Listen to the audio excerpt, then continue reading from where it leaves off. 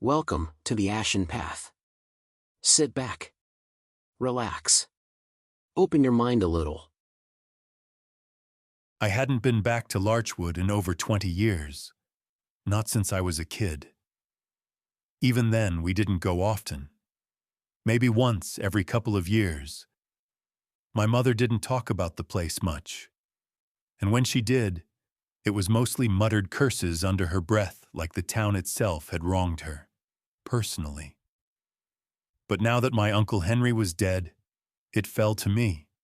His estate, his house, his mess, and maybe his secrets. I arrived in early October, just as the trees were starting to turn. If you've never been to Vermont in the fall, it's beautiful, until you get far enough off the highway. That's where the trees start crowding the roads, where your phone signal dies, where the towns have names you've never heard, and no reason you ever should. Larchwood was one of those places. There's no welcome sign, no gas station, just a one-lane road that curves through the trees like a scar. And then, there it is, a cluster of houses, some boarded up, others just barely upright, one church long abandoned, one diner, a general store, and a post office that looked like it hadn't received a package since 1990. I parked outside the diner mostly because I still wasn't ready to face Henry's house. Inside, a bell rang over the door. No one looked up except one man, gray flannel, trucker cap, and a coffee in front of him. He gave me a glance. Not curious, more like recognition. He turned right back to his cup. The woman behind the counter nodded at me. "You're here for Henry." It was not a question. "Yeah," I said. "I'm his nephew." Another man coughed behind his paper. The air in that place wasn't thick with smoke, but something else. Something quieter. Like the silence people hold when they don't want to remember something. "Well," the woman said, setting a mug down in front of me, "I hope the wind don't shift while you're in it." I blinked. "What?" She just smiled and said, "Cream and sugar's on the counter." And that was that. The house was about 3 miles out from town.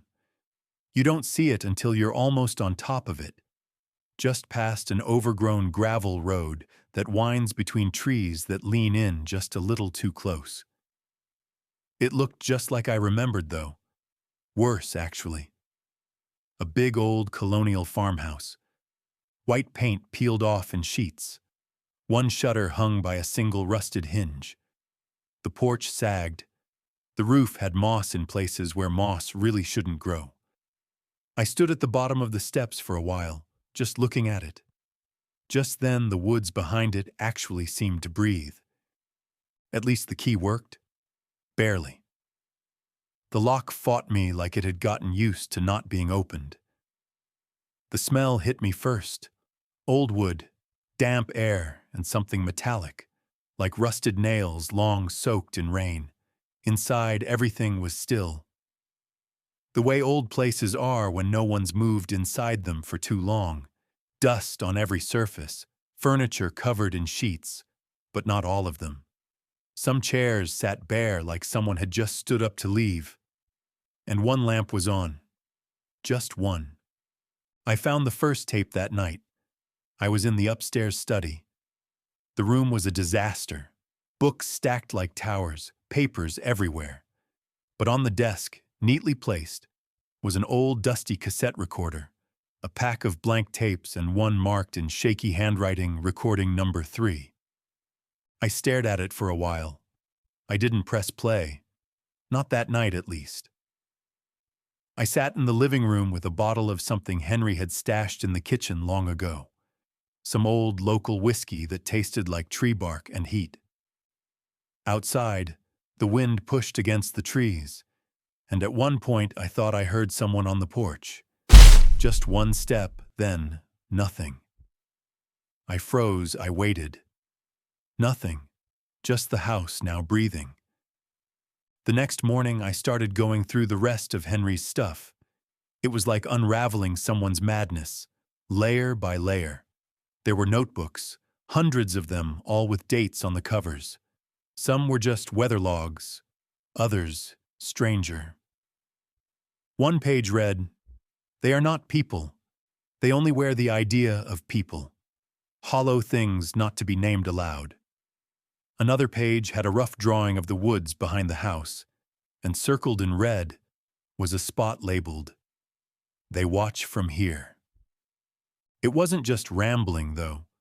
There was a pattern to it, a method like he'd spent years trying to track something real or something he thought was real. And then I found the second tape, which was odd because it was labeled recording number 1, but found it after number 3. I played it anyway. The recording clicked on. There was silence at first, then a creaking sound, floorboards under weight. Henry's voice low and tired. "It's just past midnight and something's walking upstairs again. Doesn't sound like footsteps, though. Too slow, too long between, like it's remembering how. If I don't sleep tonight, maybe it'll leave. Or maybe it's just waiting for me to close my eyes." Click. I didn't sleep well that night. It wasn't the house, though the creaks and groans didn't help. It was a dream. I was standing in the woods behind the house. The trees were so tall I couldn't see the sky. There were no stars, just the sound of wind. Except it wasn't wind. It was whispering, and then someone else was there. Or something, a shape, not near me, but near enough. I couldn't see it, only the suggestion of it. But I felt it. And when I turned to run, I couldn't move. I woke up gasping. In the morning, there were leaves on the floor by the back door, but the door, it was still locked. I spent most of the next day going through more of Uncle Henry's notebooks. There were dozens, stacked in boxes, stuffed under furniture lining shelves, like some personal archive of paranoia. At first it all felt like the scattered thoughts of an old man living alone for too long. Weather observations, strange dreams, random sketches of trees. But then the patterns started showing up. Page after page, he wrote about the woods behind the house, the sounds at night, the feeling of being watched, and always, always something he called the hollow ones. I'd never heard the term before, and when I tried researching it, nothing came up, not a single thing. It felt like something made up, though, personal, a name he'd given to whatever had been haunting him out here. But the way he described them, they weren't ghosts. They weren't people. They weren't anything that fit into a neat category. He wrote that they were shapes, impressions, empty spaces where something should be, but wasn't.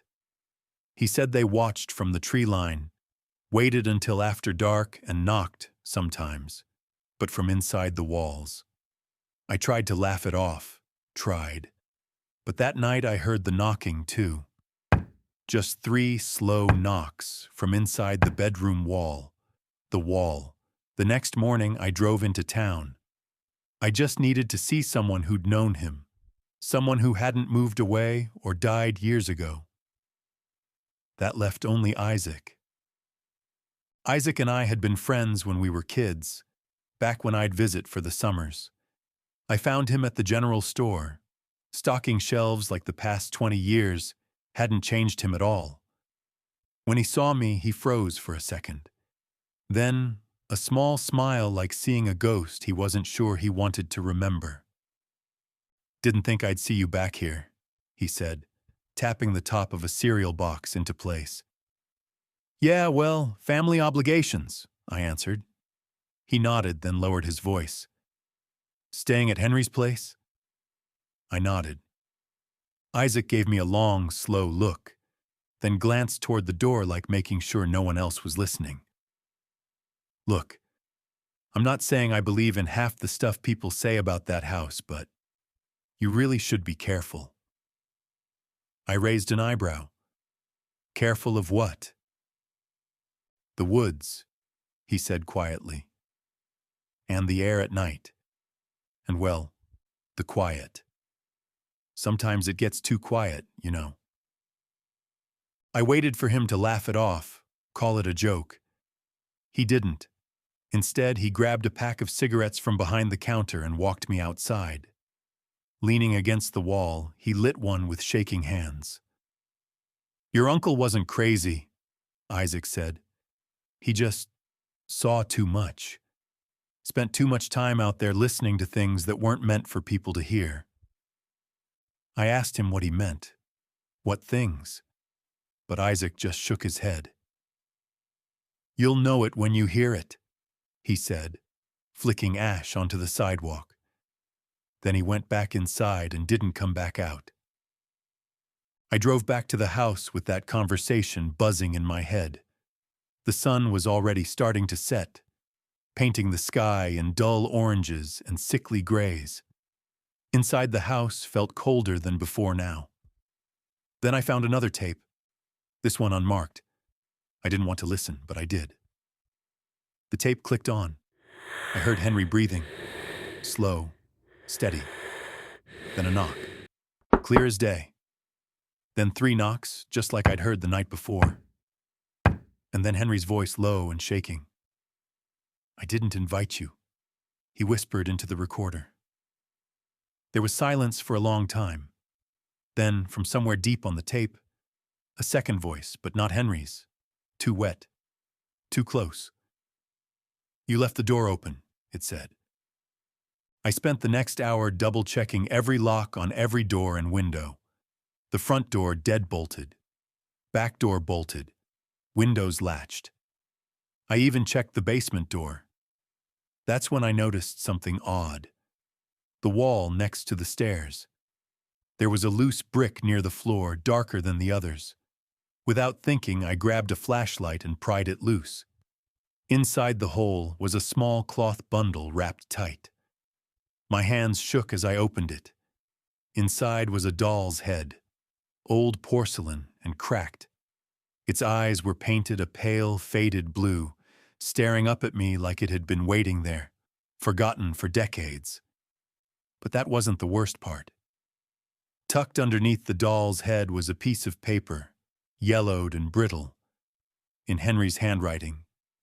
Just 6 words. They don't like to be forgotten. I sat there on the basement floor, staring at that note for what felt like an hour. Part of me wanted to laugh. Part of me wanted to cry. Most of me just wanted to leave. But instead I stayed. I still don't know why. Curiosity, stubbornness maybe, or something deeper. Something that had been calling me back to this place for years without me realizing it. That night, I barely slept. Every time I closed my eyes, I heard footsteps upstairs, like they could tell. Watching. The steps were slow, too deliberate, like something was pacing right above my room. When I finally got up the nerve to check, there was nothing there. No footprints in the dust. No signs of anyone. Just cold air and the sound of the wind scraping against the side of the house.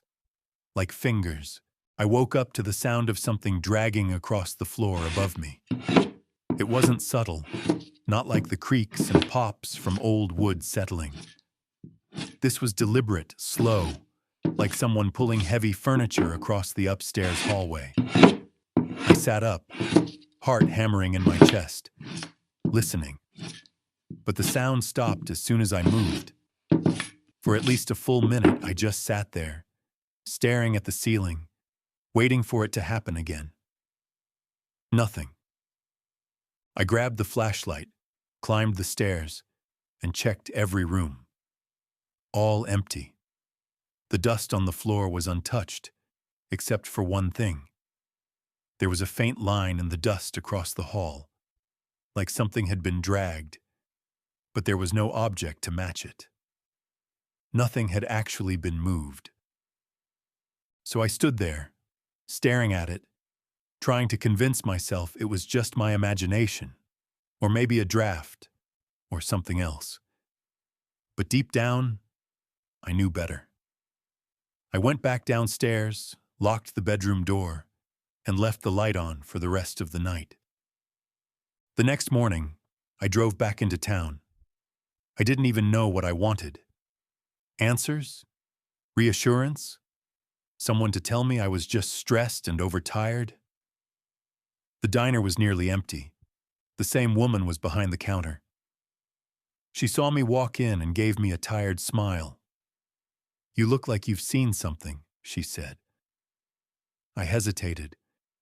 "Do you remember my uncle?" I asked. Her smile faded. "Everyone remembers Henry." I swallowed hard. "Did anyone ever talk about him? About things he saw, things he thought were real?" She wiped her hands on a towel and leaned across the counter.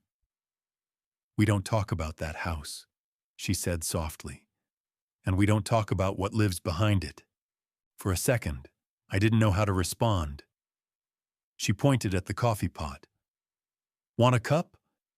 I nodded. She poured me one, slid it across the counter. Before I could ask anything more, she walked away. I didn't push it. I just drank the coffee, staring out the window at the gray sky over Larchwood. Later that day, I decided to walk the property, to see if there was anything out there that could explain the noises, the feelings, the dreams. The woods behind the house were much more dense than I remembered. Trees pressed close together, their bare branches scratching at each other like old bones. I followed a faint path, overgrown and barely visible, leading deeper into the trees. At one point I stopped and turned in a slow circle, then realizing I couldn't see the house anymore, couldn't hear the road, couldn't hear anything at all.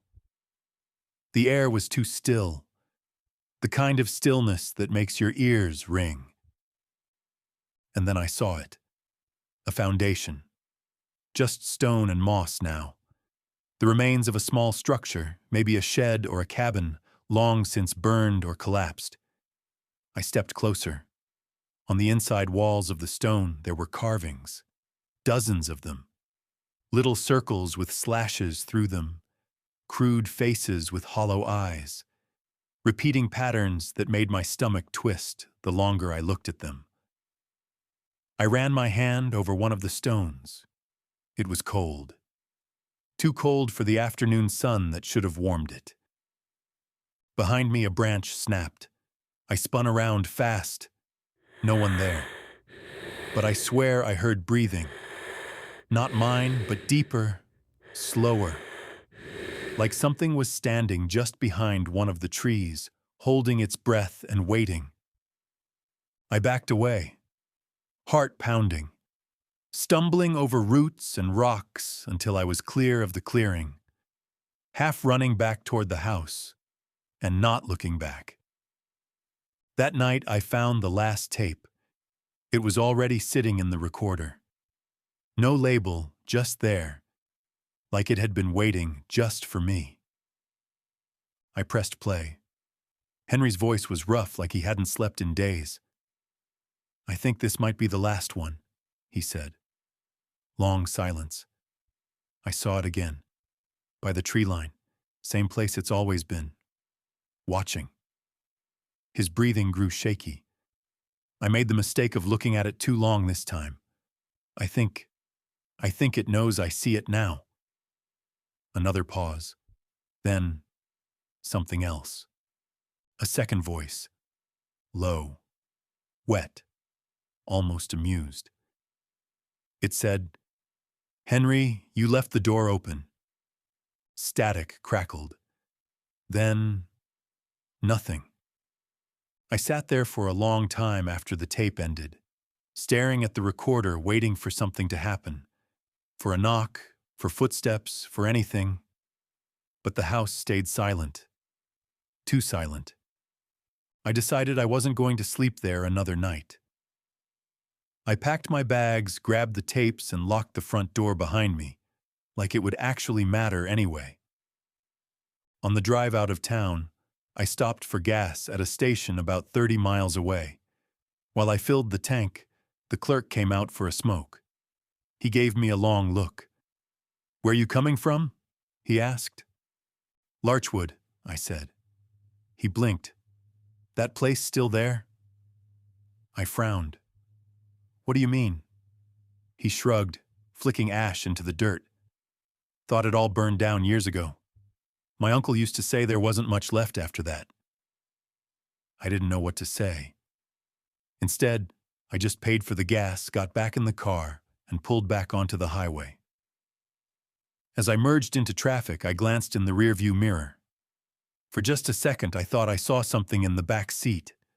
A shape, pale and thin. But when I turned around, the seat was empty. I kept the rearview mirror tilted down for the rest of the drive. Even now, when I park the car at night, I don't look too long at the reflection. I don't want to see who or what is still sitting behind me.